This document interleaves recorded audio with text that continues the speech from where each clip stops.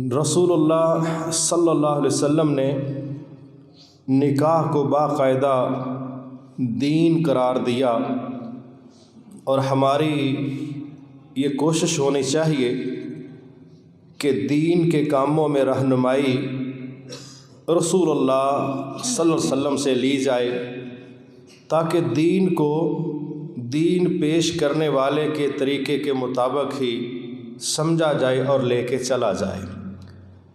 اس میں سے نکاح ایک انتہائی اہم معاشرتی مسئلہ ہے، لیکن ہماری سستیوں کمزوریوں کی وجہ سے، ہماری خواہشوں کی وجہ سے، ہماری انا پرستی کی وجہ سے اور خود ساختہ پابندیوں کی وجہ سے انتہائی تکلف کے ساتھ اس کو بہت مشکل بنا دیا گیا ہے، اور اس کا یہ نتیجہ معاشرہ دیکھ رہا ہے کہ جب ہم نے اس کو مشکل بنایا تو پھر بے حیائی کا کام آسان ہوتا چلا گیا۔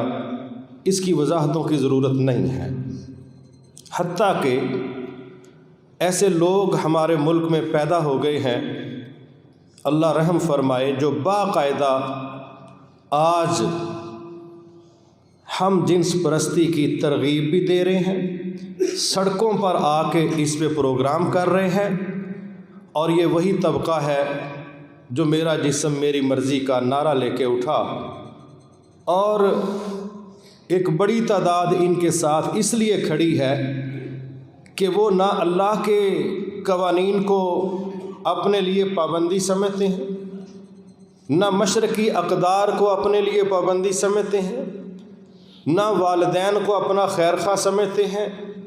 وہ خود سر اور سرکشی والا طبقہ جو جنس کے لحاظ سے اتنی آوارہ گردی کا شکار ہوا کہ ابھی یہ جو 8 مارچ کو ان کا پروگرام ہوا، اس میں انہوں نے پچھلے پروگرام سے بھی بڑھ کے حدود کو کراس کیا اور کھل کے کہہ دیا کہ ہم جنس پرستی کی اجازت دی جائے۔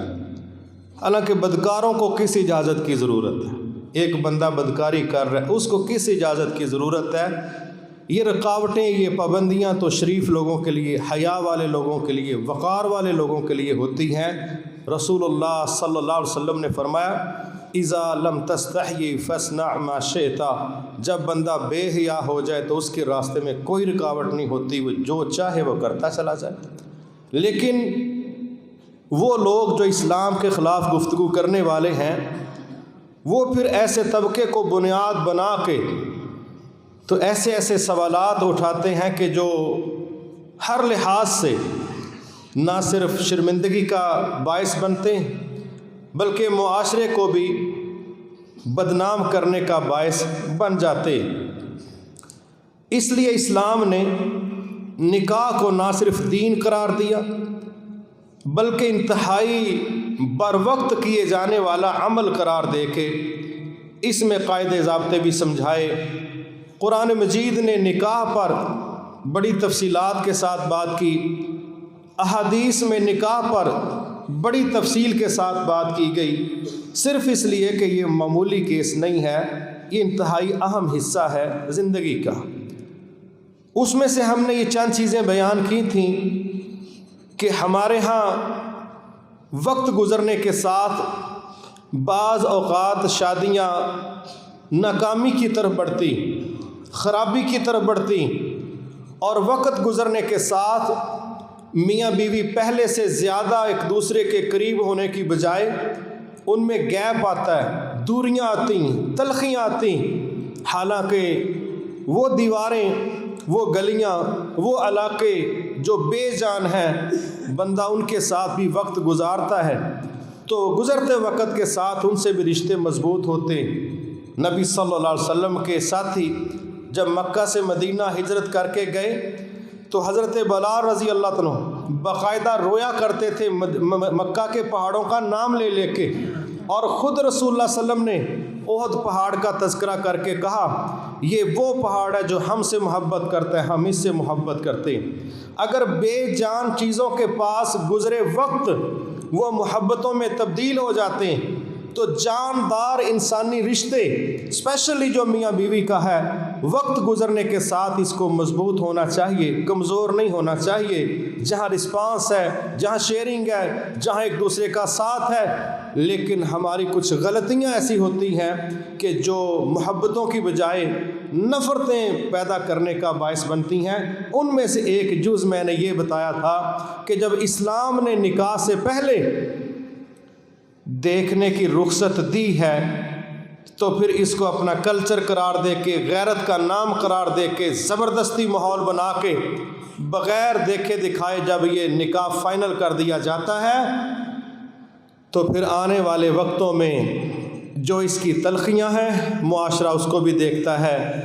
بہت سے لوگ ایسے ہیں جو کھل کے کہہ دیتے ہیں مجھے کیا پتا تھا کہ یہ ایسا شخص ہوگا، یہ ایسی عورت ہوگی، مجھے تو پہلی شام اس کی شکل سے نفرت ہو گئی تھی۔ اسی لیے تو رسول اللہ صلی اللہ علیہ وسلم نے ہمیں یہ گنجائش دی اور بات سمجھائی کہ صرف زندگی کا بندھن نہیں ہے، یہ تو مرنے کے بعد بھی جنتوں کا لمبا ترین ساتھی ہے۔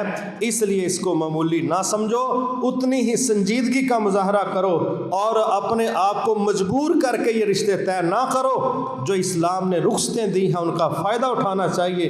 ان میں سے ایک یہ ہے کہ نکاح فائنل کرنے سے پہلے ایک دوسرے کو دیکھنے کی جو رخصت دی گئی ہے اس کا فائدہ بہرحال اٹھا لینا چاہیے۔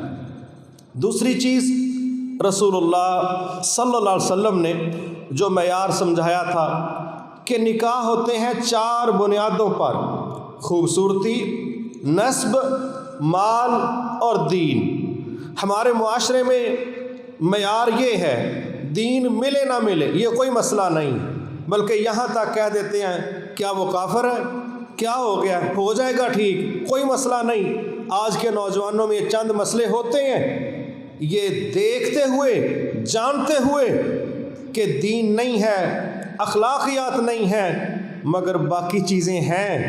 اس میں مال کہہ سکتے ہیں، خوبصورتی کہہ سکتے ہیں، نسب کہہ سکتے ہیں، تو دیکھتے ہوئے بھی دین کو مس کر دینا اور باقی چیزوں کو بنیاد بنا کے نکاح کرنا۔ اور پھر میں وضاحت کر چکا ہوں پچھلے جمعہ کہ یہ کچی کھوکھلی بنیادیں ہیں۔ امیر ہوتے ہوئے تو شاید کئی دہائیاں لگ جائیں، غریب ہوتے ہوئے لمحے لگتے ہیں، وہاں مہینے بھی نہیں لگتے، اس لیے یہ بنیاد بھی اتنی مضبوط نہیں۔ بڑا خوبصورت شخص چند دن کے سخت بخار کے بعد وہ اپنی پہلی والی حالت میں نہیں رہتا۔ وہی جو کل کا ہمارا رشتہ تھا، جو نسب ہے، جو خاندان ہے، جو برادریاں ہیں، سب سے بڑا شریکہ کے نام پر عذاب بھی بعض اوقات یہی بن جاتے ہیں۔ اس لیے یہ کمزور بنیادیں ہیں۔ اصل مضبوط بنیاد اللہ کا دین ہے، اس کے ساتھ جو اللہ دے دے اس کو قبول کر لینا چاہیے، لیکن دین چھوڑ کے باقی کسی چیز کو بنیاد بنا کے فیصلے فائنل کرنے سے بچنے چاہیے، کیونکہ رسول اللہ صلی اللہ علیہ وسلم نے فرمایا کہ دین کو ترجیح دے کے کامیابی حاصل کرو۔ اس کا مطلب ہے ہر چیز سے بغیر گزارا کیا جا سکتا ہے، لیکن دین کے بغیر مسلمان جوڑے کا گزارا نہیں ہو سکتا۔ اسی طرح اگلے مرحلے میں نکاح کرنے کے حوالے سے، رشتہ فائنل کرنے کے حوالے سے ایک طریقہ یہ بھی ملتا ہے کہ انسانوں میں سے کسی بندے سے مشورہ کر لیا جائے۔ کیسے بندے سے مشورہ کیا جائے؟ جو آپ کا خیر خواہ ہے، جو بصیرت والا ہے، جو نیک شخص ہے، وہ بندہ اس سے مشورہ کرنا جو ان کو جانتا ہے اور امانت دار ہے، یہ بھی طریقہ اس کا حصہ ہے۔ رسول اللہ صلی اللہ علیہ وسلم کے پاس ایک صحابیہ نے مشورہ کرنے کے لیے پیغام بھیجا، اے اللہ کے نبی صلی اللہ علیہ وسلم، مجھے 2 لوگوں نے نکاح کا پیغام بھیجا ہے، ایک کا بایو ڈاٹا یہ ہے، دوسرے کا یہ، آپ کیا فرماتے ہیں؟ آپ نے دونوں کے متعلق کوڈ ورڈ میں بڑی خوبصورت بات کی۔ آپ نے کہا ایک تو مٹھی بند رکھتا ہے، اس کا مطلب ہے وہ خرچ کوئی نہیں کرتا، تو وہاں پرابلم آئے گی نان و نفقے کے لحاظ سے، اور دوسرا اپنے کندھے سے اپنی لاٹھی نیچے نہیں اتارتا، اس کا مطلب ہے وہ مارتا بڑا ہے۔ تو یہ دونوں لفظ کوڈ کے انداز میں آپ نے بیان کر دیے۔ بہرحال ان کا پھر معاملہ کلیئر ہو گیا کہ بھئی سمجھ جو آ گئی، ایک مارتا بڑا ہے اور دوسرا خرچ نہیں کرتا، اس کا مطلب تھا کہ یہ دونوں رشتے سٹینڈرڈ کے نہیں ہیں۔ اب رشتہ کرنے والے بعض اوقات جب مشورہ کرتے ان کو آگے سے مشورہ دینے والے کس طرح کے مل جاتے ہیں؟ جو اپنی سوچ کے تحت، اپنے مفاد کے تحت، حسد کی بنیاد پر وہ کہتے ہیں کہ نا یہاں نہ پھنس جانا۔ اصل مطلب یہ ہوتا ہے کہ یہ کوئی کام کی چیز نہ آپ کو مل جائے، اندر امانت داری نہیں ہے، اندر ایمان نہیں ہے، اندر کوئی حسد ہے، اندر کوئی بغض ہے۔ نہیں، مشورہ دینے والے کا فرض ہے۔ نبی صلی اللہ علیہ وسلم نے مشورے کو امانت قرار دیا ہے، اور پھر امانت کو امانت داری سے ہی پیش کرنا چاہیے۔ سچی بات احسن طریقے سے، اشارتاً، یہ نہیں کہ بھئی آپ پورا ہی کچا چٹھا کھول کے رکھ دیں، بھئی ان کا مسئلہ ہے، جرنل اشارہ دے دیں کہ بھئی مجھے تو سمجھ نہیں آتی، میرا دل تو مطمئن نہیں، یہ اس طرح کی بات، یا جس طرح رسول اللہ صلی اللہ علیہ وسلم نے کوڈ ورڈ میں بات بیان کی کہ ایک کندھے سے لاٹھی نہیں نیچے اتارتا، دوسرے کی مٹھی بڑی بند ہے، تو یہ دو باتیں اشارتاً تھیں۔ یہ نہیں ہے کہ اب ان کے 15 جرائم ہیں تو 15 ہی بیان کر دیں، کوئی ضرورت نہیں ہے۔ آپ سے کسی نے مشورہ کیا ہے کہ کیا یہاں پر رشتہ کرنا ہمارے لیے مفید رہے گا، تو آپ کو چاہیے اللہ سے ڈر کے آپ مشورہ دیں۔ آپ اپنی کسی حس کی تسکین نہ کریں، آپ کسی اپنے حسد بغض کی بنیاد پر مشورہ نہ دیں، اللہ سے ڈر کے دیں۔ کہتے ہیں صحابہ میں سے کسی عورت نے مشورے کے لیے کہا کہ ایک آپ کے بیٹے کی طرف سے مجھے نکاح کا آیا ہے پیغام، دوسرا آپ کے بھتیجے کی طرف سے، تو میں کیا کروں؟ تو وہ کہنے لگے کہ آپ میرے بھتیجے سے نکاح کر لو۔ اب بیٹے کو جب پتہ چلا کہ ابا جی نے میری سپورٹ کرنے کی بجائے بھتیجے کی طرف رشتے کو شفٹ کر دیا، کہنے لگے ابا جی آپ نے یہ کیا بات کی؟ تو وہ کہنے لگے بیٹا ہم نے وعدہ کیا تھا رسول اللہ صلی اللہ علیہ وسلم کے ساتھ کہ ہم مشورے میں کبھی خیانت نہیں کریں گے، تیرے مقابلے میں بھتیجا میرا زیادہ سوٹیبل تھا، وہ زیادہ مناسب تھا، تو میں نے بہتر یہ سمجھا کہ جو زیادہ بہتر ہے اس کی طرف ریفر کروں۔ رشتے اپنی جگہ، لیکن نبی کے ساتھ کیا وعدہ اپنی جگہ۔ یہ وہ لوگ ہیں کہ جنہوں نے رب کو بھی راضی کر لیا ہے اور زمین پر بھی انشاءاللہ کوئی مسئلہ ان کا نہیں ہے۔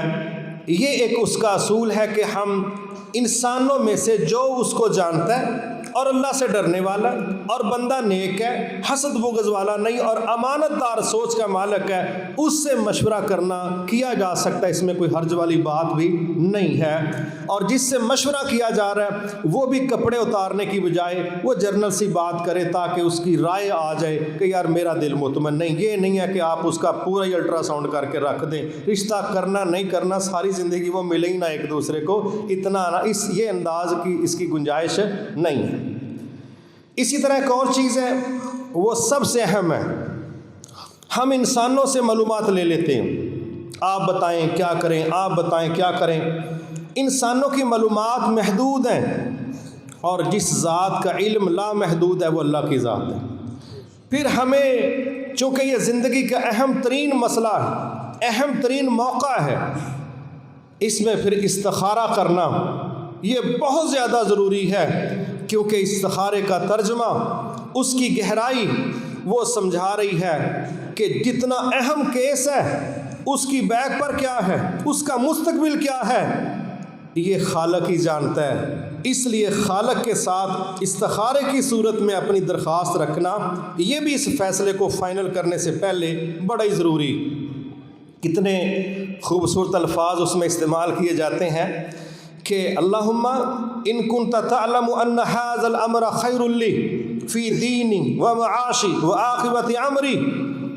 یا اللہ لوگوں سے تو میں نے پوچھ لیا، لیکن ان کا علم، ان کی معلومات محدود تھیں، آپ کا علم چونکہ بہت زیادہ ہے، اس کی حد کوئی نہیں، میرے بھی خالق ہیں، اس کے بھی خالق ہیں، ماضی کو بھی جانتے ہیں، مستقبل کو بھی جانتے ہیں۔ یا اللہ اگر آپ کے مطابق، آپ کے علم کے مطابق یہ فیصلہ میرے دین کے لیے، میری دنیا کے لیے اور میرے انجام کے لیے مفید ہے، فَاقْدُرْهُ لِي وَيَسِّرْهُ لِي ثُمَّ بَارِكْ لِي فِيهِ۔ پھر میری گزارش ہے، میری درخواست ہے کہ یہ رشتہ، یہ فیصلہ، یہ منزل میرے لیے اپروچیبل بنا دے اور اس کو آسان کر دے، پھر اس میں برکت پیدا فرما دے۔ وَإِن كُنْتَ تَعْلَمُ أَنَّ هَذَا الْأَمْرَ شَرٌّ لِّي فِي دِينِي وَمَعَاشِي وَعَاقِبَةِ أَمْرِي، یا اللہ اگر آپ کے علم کے مطابق یہ رشتہ، یہ فیصلہ میرے دین کے لیے، میری دنیا کے لیے اور انجام کے لحاظ سے میرے لیے مفید نہیں ہے، پھر اس کو مجھ سے دور کر دے، مجھے اس سے دور کر دے، مجھے اس سے دور کر دے، اس کو مجھ سے دور کر دے، اور جہاں خیر ہے پھر مجھے وہاں پہنچا دے، اور پھر مجھے اس پر مطمئن بھی کر دے، کیونکہ یہ میری معلومات ہے لیکن تیرا علم لا محدود۔ تو یہ استخارہ، یہ فائنل فیصلہ کرنے سے پہلے بہت زیادہ ضروری ہے۔ رسول اللہ صلی اللہ علیہ وسلم فرماتے ہیں، بلکہ صحابہ کہتے ہیں کہ اللہ کے نبی ہمیں استخارہ اس طرح سکھاتے تھے جس طرح قرآن مجید کی کوئی آیت سکھاتے ہیں۔ جو بھی اہم مواقع ہیں، ہر اہم فیصلے سے پہلے استخارہ ضرور کرنا چاہیے، اور یہ بھی یاد رہے کہ اس کا تعلق خوابوں سے نہیں ہے، اس کا تعلق اشاروں سے نہیں ہے، یہ بس ایک دعا ہے اللہ کے سامنے اسپیشل، جو ایک کہہ لیں کہ اللہ کے نبی کے طریقے سے ثابت ہے۔ اگر کام ہو جائے آسانی کے ساتھ تو اللہ پر توکل کریں کہ میرا رب اس میں خیر رکھے گا، اگر نہیں ہوتا پھر بھی مطمئن ہو جائیں کہ اگر نہیں ہوا تو میرے رب نے پھر بھی ٹھیک کیا۔ یہ اللہ پر توکل کرنے کے لحاظ سے شاندار ترین طریقہ کار ہے۔ اگر ہو جائے تب بھی مطمئن، نہ ہو تب بھی مطمئن، کیونکہ میں نے اپنے رب کو کہا تھا اگر مفید ہے تو دے دے، نہیں مفید تو نہ دے، اگر مل گیا تو پھر بھی اللہ پر بھروسہ، اگر نہیں ملا تو پھر بھی اللہ پر بھروسہ۔ دونوں صورتوں میں پرسکون، ریلیکس، بالکل اندر سے مطمئن، اس لیے کہ رب کا کوئی فیصلہ غلط نہیں ہوتا۔ اس سے اگلی چیز ہمیں یہ وقت کے ساتھ یہ چیزیں دیکھنی پڑ رہی ہیں کہ لوگ لڑکے کی رضامندی، لڑکی کی رضامندی، ہمارے معاشرے میں بعض لوگوں نے اس کو زبردستی جکڑا ہوا ہے اور ایک غیر اسلامی، غیر فطری فیصلہ مسلط کر کے تو میاں بیوی کو کہہ لیں کہ عمر قید با مشقت وہ اس کا فیصلہ سنا دیا جاتا ہے۔ ضروری ہے کہ ایسے مرحلے پر جو حق جس کو اللہ اور اللہ کے رسول نے دیا ہے، ان کے ان حقوق کو تسلیم کیا جائے۔ ہمارے ہاں اوور قسم کی گھٹن اور اہل مغرب نے کھلی چھوٹ دے دی کہ آپ کسی کے بھی پابند نہیں، کسی کو بھی نہیں پوچھنا، کوئی کسی سے تعلق نہیں ہے۔ اسلام نے نہ اس طرح کی بے مہار زندگی چلانے کی اجازت دی ہے اور نہ ہی فیصلے مسلط کرنے کا اس کا کوئی راستہ نکالا ہے۔ خیر الامور اوسطها، بہترین کام درمیانے کام ہے۔ اس میں کیا طریقہ کار ہے؟ پہلی چیز تو یہ ذہن میں رہنی چاہیے کہ لڑکی بھی بطور انسان خوشی غمی، راحت دکھ اس کی زندگی کے بھی حصے، اسی طرح مرد بھی خوشی غمی یہ بھی اس کی زندگی کے حصے۔ تو رسول اللہ صلی اللہ علیہ وسلم نے باپ کو یا ولی کو یہ آرڈر دیا ہے کہ بچی کی رضامندی کے بغیر نکاح نہیں ہوگا، یہ اس کا حق ہے، اور حکم دیا کہ اس کو پوچھا جائے۔ جب لوگوں نے کہا کہ کنواری بچی تو بولتی نہیں، آپ نے فرمایا کنواری بچی کا خاموش رہنا اس کی ہاں تصور کیا جائے گا۔ یہ ڈیفینیشن کس نے کی ہے؟ رسول اللہ صلی اللہ علیہ وسلم، کہ اگر وہ خاموش ہے اور کنواری ہے تو پھر اس کی خاموشی ہاں تصور ہوگی۔ یہ فیصلہ رسول اللہ صلی اللہ علیہ وسلم نے دیا ہے، ایک چیز۔ اور دوسری بات، عورت کو یہ بات سمجھائی، لا نکاح الا بولی۔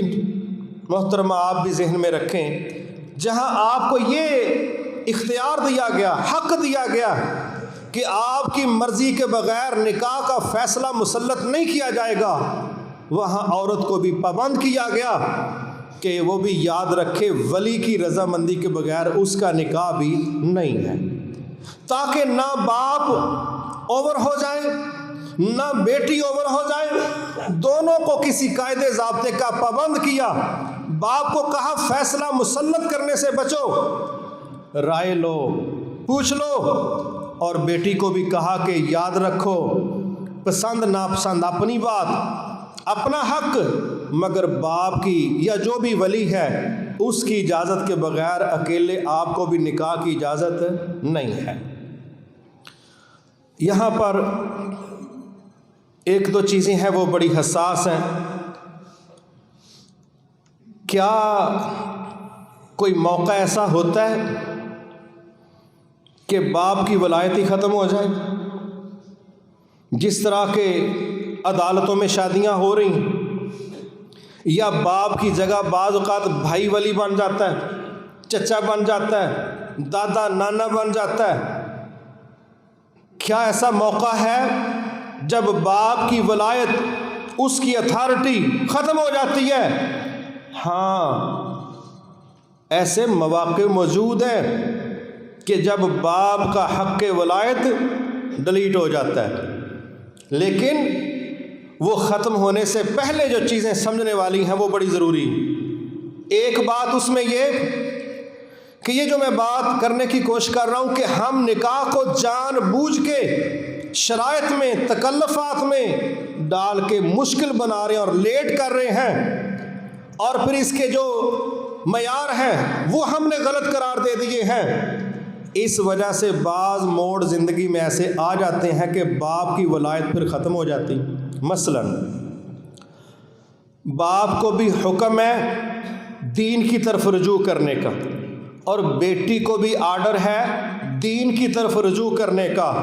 اگر باپ بیٹی کو زبردستی کسی بد کردار، بد اخلاق، بد عقیدہ شخص سے نکاح کرنے پر مجبور کر رہا ہے، اور بیٹی اس پر قائل ہے کہ میرے سامنے ایک ایسا رشتہ موجود ہے جو با کردار ہے، با اخلاق ہے اور دین والا ہے، تو پھر باپ کو وارننگ ہے کہ اپنی اصلاح کر لے، ورنہ اس کے لیے دروازے کھلنے والے ہیں۔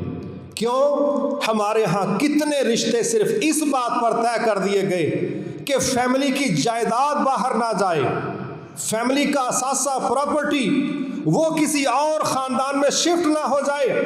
ان لکڑیوں کے ڈھیر کو، زمینوں کے ٹکڑوں کو اپنے خاندان سے باندھنے کے لیے بعض باپ اپنی بیٹیوں کو ایسے ایسے رشتوں سے جکڑ دیتے ہیں کہ وہ شادیاں نہیں ہوتی، وہ سزائیں ہوتی، اور پھر اس کے نتیجے میں زمینیں بچتی ہیں نہیں بچتی، لیکن بعض اوقات نہ عزتیں بچتی ہیں، نہ ایمان بچتا ہے، حتیٰ کہ انسانوں کی جانیں تک تلف ہو جاتی ہیں۔ کیوں؟ کہ وہ بنیاد درست نہیں ہے، بنیاد درست نہیں۔ اس لیے یہ اصول ہے کہ دین معیار ہے، دین بنیاد ہے، اخلاق معیار ہے۔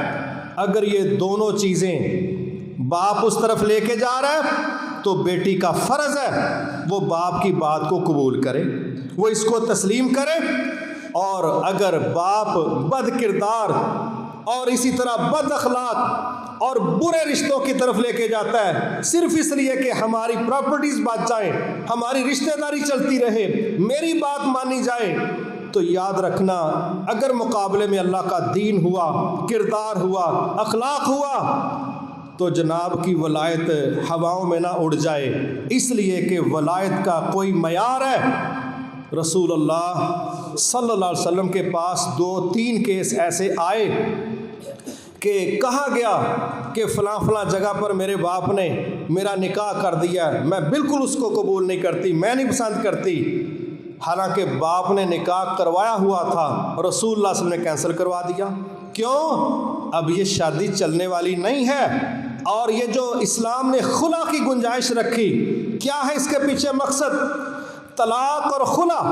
طلاق مرد کا حق ہے کہ بھئی کوئی حالات ایسے بن گئے ہیں، علیحدگی ہی مجبوری ہے، تو پھر اس کا حل کیا ہے؟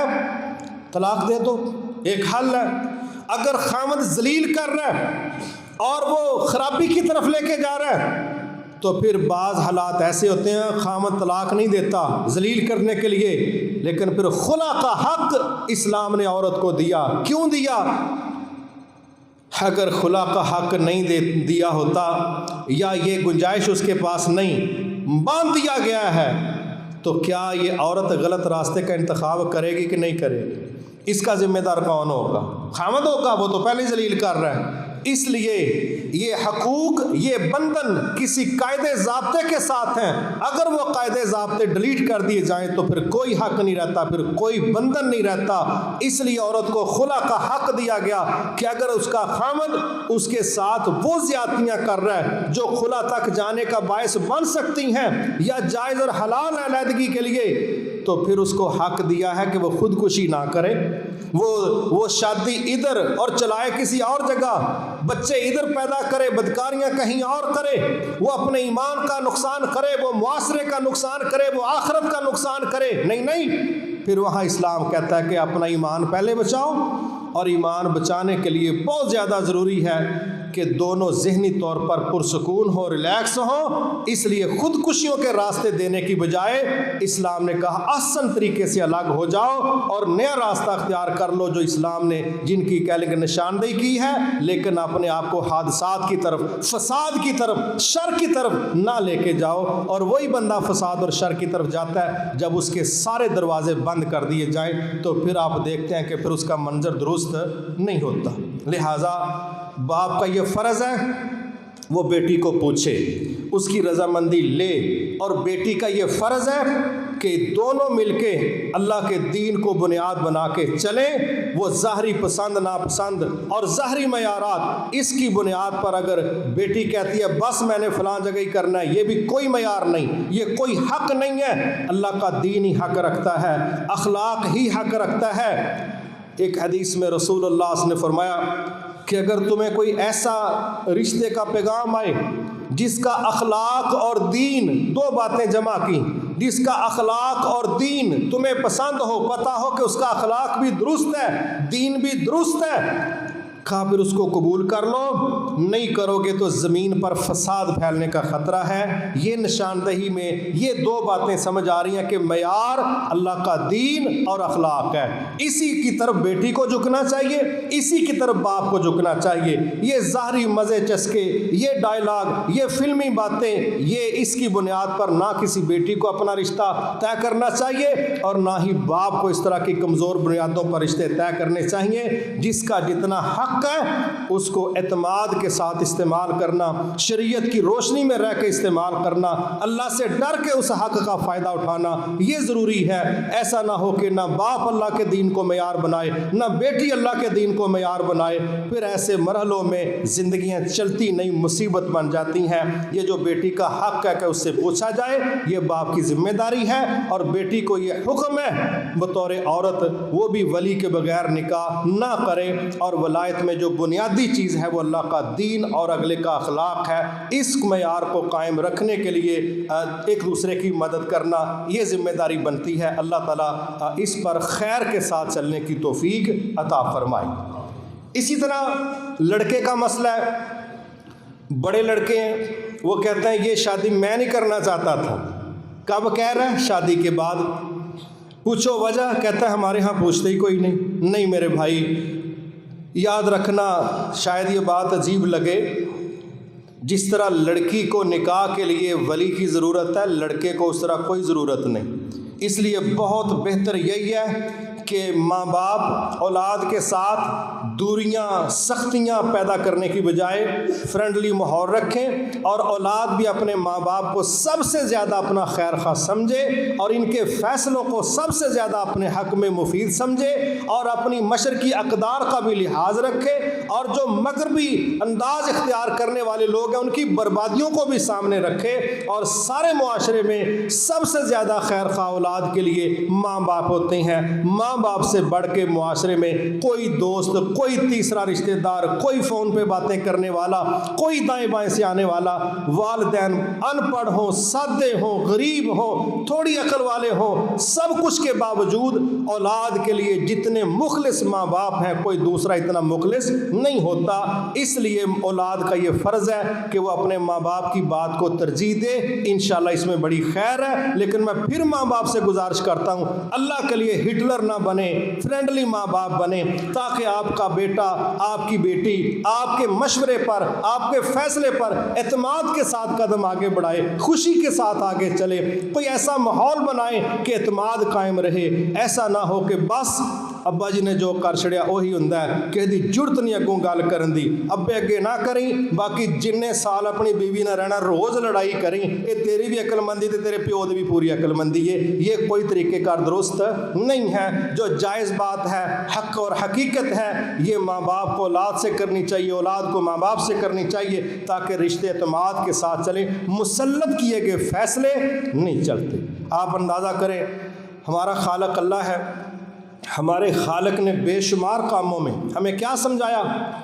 فرمایا فاتقوا اللہ ما استطعتم، بھئی جو میں نے احکامات تمہیں دیے ہیں استطاعت کے مطابق اس میں تم نے قبول کرنا ہے، ان کو اختیار کرنا ہے۔ ایک بندہ نہیں کھڑا ہو کے نماز پڑھ سکتا، اہم ترین کام ہے، کہا بیٹھ کے پڑھ لو، جی مجھ سے نہیں بیٹھ کے پڑھیے، کہا لیٹ کے پڑھ لو، کہا جی بڑی پریشانی، کہا اشاروں سے پڑھ لو، میں وضو نہیں کر سکتا جی میرے زخموں کا مسئلہ، کہا تیمم کر لو، جمع کر لو، فرض ہی پڑھ لو، مسلسل ہے فرض، لیکن استطاعت استطاعت استطاعت، اس لیے جب خالق ہمیں کہہ رہا ہے کہ استطاعت کے مطابق چلو، تو ماں باپ اور اولاد بھی آپس میں نا کوئی اعتدال والا راستہ اختیار کریں۔ انتہا پسندیاں گھروں کا بیڑا گرک کر دیتی ہیں جو کبھی بھی صحیح طریقے سے چلنے نہیں دیتی۔ اسی طرح ایک اور چیز ہے حق مہر، میں یہ سمجھتا ہوں کہ شاید یہ وہ مسئلہ ہے جو اکثر جب نکاح پڑھایا جا رہا ہوتا ہے اس وقت اس پر خزر پزر شروع ہوتی۔ میری ذاتی یہ رائے ہے جہاں اتنا بڑا ہم ایک معاہدہ کرنے جا رہے ہیں تو عین اس وقت جب نکاح پڑھایا جانے والا ہے اس وقت ڈرے سہمے خوف زدہ ایک دوسرے کو پوچھ رہے ہوتے ہیں کنا کرنا ہے، باپ بڑا عاجزی سے کہتا ہے جنہ کرنا ہے کر لو، اور وہ بھی کہتے ہیں کہ بس یہ نہیں بڑا ہے۔ میری یہ ذاتی سی رائے ہے حق مہر اگر نکاح سے پہلے طے کر لیا جائے، پہلے جب باقی سارے ایگریمنٹ جاری ہیں کہ ہم اس طرف جا رہے ہیں، تو حق مہر پہلے اگر طے کر لیا جائے، میں نے دیکھا کئی تماشے عین اس وقت لگے جب نکاح منعقد ہونے والا ہے، بیٹی والے کہہ رہے نہیں انہیں دا کی تک بنتا ہے حق مہر تسی رہن دو نہ دو، اب دنیا بیٹھی ہے اور یہ دونوں پہلے دن ہی لڑائی شروع کر بیٹھے ہیں اس بات پر کہ وہ کہہ رہے ہیں اتنا کرو، وہ کہہ رہے ہیں نہیں اتنا کرو۔ ایسے موقع شرمندگی کا باعث بنتے ہیں۔ ام سلیم رضی اللہ تعالی عنہا اور ایک صحابی ہیں ابو طلحہ، ام سلیم رضی اللہ تعالیٰ عنہ پہلے مسلمان ہو گئیں تو ابو طلحہ ابھی مسلمان نہیں ہوئے تھے، انہوں نے نکاح کا پیغام بھیجا ام سلیم رضی اللہ تعالیٰ عنہ۔ کیا کمال کی عورت تھی، لوگوں نے کہا کہ بڑے بڑے حق مہر دیکھے ہیں لیکن ام سلیم کے حق مہر جیسا حق مہر ہی نہیں ہم نے دیکھا۔ اور وہ کیا تھا؟ ابو طلحہ نے جب نکاح کا پیغام بھیجا تو یہ اللہ کی عظیم بندی کیا کہنے لگی ابو طلحہ میں ہو گئی ہوں مسلمان، تم مسلمان نہیں ہوئے، ایک مسلمان عورت کا ایک کافر سے نکاح نہیں ہو سکتا، ہاں اگر تم چاہتے ہو کہ مجھ سے نکاح کرنا ہے تو پھر میری یہ شرط ہے تم اسلام قبول کر لو، کیونکہ ہمارے نزدیک پہلے ایمان اور اسلام ہے، بعد میں شادی بیاہ کے سلسلے چلتے ہیں۔ کہتے ہیں میں سوچ کے بتاؤں گا۔ کچھ دنوں کے بعد دوبارہ آئے، کہتے ہیں کیا فیصلہ کیا ہے؟ ام سلام کہتی ہیں فیصلہ میرا وہی ہے جو پہلے تھا۔ فیصلہ کیا ہے کہ آپ اسلام قبول کر لو، اور ساتھ ایک بڑی پیاری بات کی، کہنے لگی آپ کا جو حق مہر میرا بنتا ہے آپ کا اسلام قبول کرنا ہی میرا حق مہر بن جائے گا، میں کوئی الگ سے ڈیمانڈ کرنے والی نہیں ہوں۔ بہرحال ابو طلحہ نے اسلام قبول کیا، وہ صحابہ کی صف میں شریک ہوئے، ان کا پھر نکاح ہوا۔ تو بڑے لوگ کہتے تھے بڑے بڑے حق مہر دیکھے ہیں لیکن ام سلیم کے حق مہر جیسا کوئی حق مہر نہیں کہ ایک بندے کو کہاں کفر سے نکال کے اسلام کی گود میں بٹھا لیا اور دنیا نہیں دیکھی، دنیا کا سوال نہیں کیا، سوال آخرت کا کیا، سوال ایمان کا کیا۔ کہتے ہیں اس جیسا حق مہر ہم نے کوئی نہیں دیکھا۔ کیا کمال کے لوگ تھے کہ وہ آخرت اور ایمان کو ترجیح دیتے تھے، اللہ نے بھی پھر ان کو کوئی کمی نہیں رکھی تھی۔ آج بیرون ممالک کتنے ہمارے مسلمان گھرانے ایسے ہیں، اللہ تعالیٰ ان کو اپنے دین پر اسلام پر رکھے، جو باقاعدہ انٹرویو دے چکے ہیں کہ مسلمانوں کی بچیاں کفار سے نکاح کر رہی ہیں اور کہتے ہیں یہ کوئی اتنا مسئلہ نہیں ہے، ہم سب انسان ہیں، یہ سارے مذہب ایسے اپنے لوگوں اپنی طرف سے تم نے بنائے ہیں، کیا مسئلہ اس میں، کیا ٹینشن ہے اس میں، آپ کو کیا پریشانی ہے؟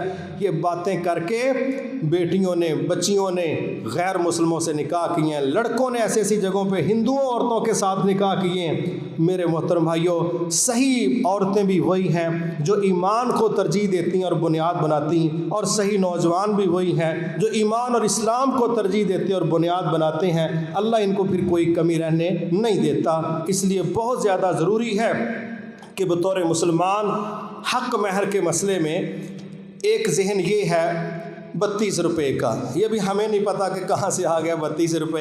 اللہ معاف فرمائے، جب ناچنے والوں پر نشاور کیے جاتے ہیں تو کہتے ہیں 5000 کا نوٹ نہ ہو تو بے عزتی ہو جائے گی، اور جب گھر آنے والی بہو کو دینا ہے تو پھر 32 روپے پتہ نہیں کس کیلکولیشن کے تحت ہیں، لہٰذا نہ 32 روپے کی کوئی بات ہے۔ یہ بات یاد رہنی چاہیے، اسلام میں حق مہر فکس ہے ہی نہیں ہے۔ رسول اللہ صلی اللہ علیہ وسلم کی تمام ازواج مطہرات کا حق مہر مختلف تھا، سب کا ایک جیسا نہیں تھا۔ حتیٰ کہ ایک صحابی آئے، کہنے لگے میرا نکاح کروا دیجئے۔ آپ نے کہا کہ حق مہر میں دینے کے لیے کچھ ہے؟ کہتا ہے کچھ نہیں۔ آپ نے کہا کوئی لوہے کی انگوٹھی لے آؤ؟ کہتا ہے وہ بھی نہیں۔ آپ نے کہا قرآن مجید کا کچھ حصہ زبانی آتا ہے؟ کہنے لگے جی کچھ صورتیں آتی ہیں۔ آپ نے فرمایا اپنی ہونے والی بیوی کو یہ سکھا دینا تیرا یہی حق مہر ہے۔ یہ ہے استطاعت، بھئی جو ہے بھئی وہ میسر ہے۔ ایک طرف تو یہ سہولت ہے، اور دوسری طرف خاوند جو مستقبل میں بننے جا رہا ہے اور اس کے گھر والے، وہ بھی تھوڑا ذہن میں رکھیں کہ یہ جو رقم ہے، یہ جو حق مہر کی چیزیں ہیں، آنی تو اسی گھر میں ہیں جس میں وہ جا رہی، لیکن کئی لوگ دیکھے ہیں ایسا اس میں شدت اور بال کی کھال اتارتے ہیں جیسے یہ مال دشمنوں کی طرف چلا جائے گا، اور بڑی باریکی کے ساتھ ماحول بناتے ہیں۔ باقی ساری شادی بیاہ میں بالکل نہیں پوچھتے قرآن بارات کے متعلق کیا کہتا ہے، قرآن ولیمے کے متعلق کیا کہتا ہے، قرآن و حدیث اتنی بڑی بارات جس طرح کوئی قبضہ گروپ جا رہا ہے اس کے متعلق کیا کہتا ہے، کئی ٹرک لکڑیوں کا سامان اس کے متعلق کیا کہتا ہے۔ حق مہر کی باری بڑے ماشاءاللہ معصومانہ انداز میں کہتے ہیں جو سنت ہے وہ لکھ لو۔ یہ تو پتہ ہونا چاہیے سنت کی یہ طریقہ درست نہیں ہے۔ ہمیں پوری شادی میں پتہ ہونا چاہیے کہ سنت کیا ہے۔ کچھ چیزیں انشاءاللہ بیان کر دیں۔ نیکسٹ، اسلام میں بارات کا تصور کیا ہے؟